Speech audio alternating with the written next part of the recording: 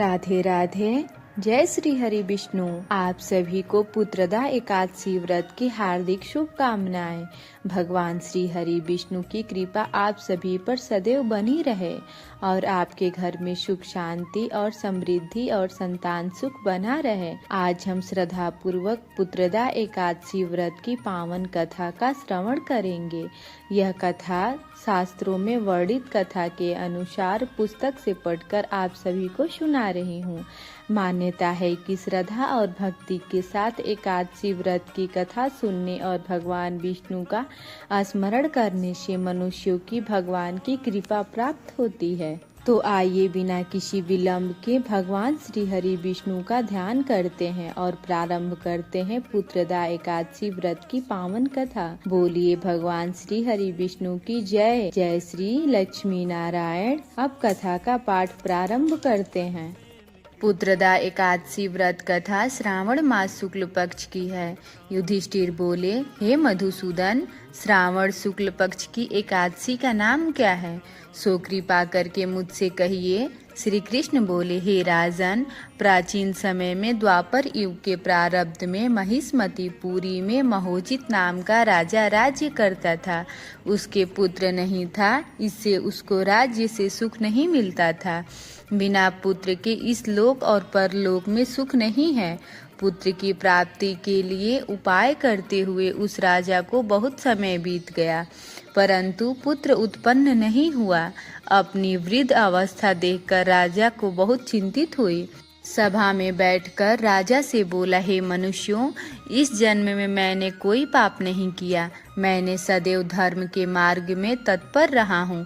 मेरे पुत्र क्यों नहीं हुआ, इसका विचार करो। ब्राह्मण और प्रजा इस बात को सुनकर आपस में विचार करके सघन वन गए। वहाँ घोर तप करते हुए चैतन्य आनंदमय आरोग्य आहार रहित मन को वश में करने वाले क्रोध रहित धर्म तत्व के सब शास्त्रों में चतुर लोमस ऋषि को देखा। उनको देखकर सब प्रसन्न हुए और यथा योग्य नमस्कार किया। वे नम्रता पूर्वक आपस में कहने लगे, हमारे भाग्य से मुनीश्वर मिले हैं। उनको नम्र देखकर विनीश्वर बोले, तुम किसके लिए आए हो, इसका कारण कहो, मैं अवश्य तुम्हारा हित करूँगा। हम सरीखे मनुष्य का जन्म परोपकार के लिए ही है, इसमें संशय नहीं है। मनुष्य बोले, हम अपने आने का कारण कहते हैं, आप सुनिए।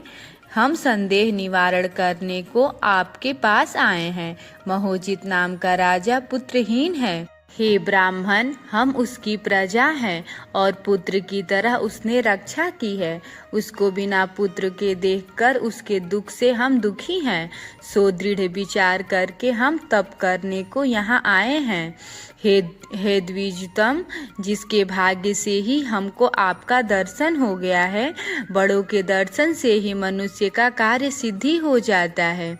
हे मुने, ऐसा उद्देश्य दीजिए जिससे राजा के पुत्र हो। उस राजा के पहले जन्म का वृतांत ध्यान करके मुनीश्वर बोले, पहले जन्म में ये राजा निर्धन और क्रूरता कर्म वाले वैश्य थे। एक गांव से दूसरे गांव में जाकर व्यापार करता था। एक समय ज्येष्ठ मास के शुक्ल पक्ष में द्वादशी के दिन मध्याह्न के समय गांव की सीमा पर प्यास से व्याकुल हो गया। वहां सुंदर जलाशय को देखकर जल पीने का विचार किया। वहां हाल ही व्यायी गौ बिछड़े समेत जल पीने को आई। वह प्यास और धूप से व्याकुल थी। वह उसका जल पीने लगी। उस वैश्य ने जल पीती हुई गौ को हटाकर जल पिया। उसी के पाप से राजा पुत्रहीन हुए। वे मनुष्य बोले, हे मुने, पुराणों में सुना जाता है कि पुण्य के प्रभाव से पाप दूर हो जाता है। इसलिए पुण्य का उपदेश दीजिए जिससे पाप का नाश हो और आपकी कृपा से इनके पुत्र हो। लोमस ऋषि बोले, श्रावण शुक्ल पक्ष में पुत्रदा नाम की एक एकादशी प्रसिद्ध है। उसका व्रत प्रेम से विधि पूर्वक करो, रात्रि में जागरण करो, उसका निर्मल पुण्य राजा को दो। ऐसा करने से निश्चित राजा के पुत्र होगा। लोमस ऋषि के वचन को सुनकर और उनके प्रणाम करके प्रसन्न होकर सब अपने अपने घर चले गए। श्रावण आने पर सब लोग ने राजा सहित श्रद्धा पूर्वक व्रत किया। द्वादशी के दिन अपना पुण्य राजा को दिया। पुण्य देते ही रानी ने सुंदर गर्भ धारण किया। प्रसव का समय आने पर सुंदर पुत्र उत्पन्न किया। हे नृप श्रेष्ठ, इस प्रकार यह पुत्रदा नाम की एकादशी प्रसिद्ध है। इस लोक और प्रलोक का सुख चाहने वाले को इसका व्रत करना चाहिए। इसका महात्म्य सुनकर सब पापों से छूट जाते हैं और पुत्र का सुख पाकर अंत में स्वर्ग को जाते हैं। फलाहार इस दिन गुड़ का सागर करना चाहिए। तो भक्तों, आपने श्रद्धा पूर्वक सुनी पुत्रदा एकादशी व्रत की पावन कथा। भगवान श्री हरि विष्णु से मेरी यही प्रार्थना है कि जो भी भक्त सच्चे मन से इस कथा को सुने, उनके जीवन में सभी कष्ट दूर हो, घर में सुख शांति और समृद्धि बनी रहे और भगवान विष्णु की कृपा सदैव उनके परिवार पर बनी रहे। जिन दाम्पत्यों की संतान प्राप्ति की मनोकामना है, वे श्रद्धा और विश्वास के साथ भगवान श्री हरि का स्मरण करें। अपनी मनोकामना भगवान के चरणों में समर्पित करें। हे भगवान श्री हरि विष्णु सभी भक्तों की मनोकामनाएं पूर्ण करें। अगर आपको यह पावन कथा अच्छी लगी हो तो वीडियो को लाइक करें, अपने परिवार और प्रियजनों के साथ शेयर करें और ऐसे ही धार्मिक एवं पौराणिक कथाओं के लिए हमारे चैनल को सब्सक्राइब जरूर करें।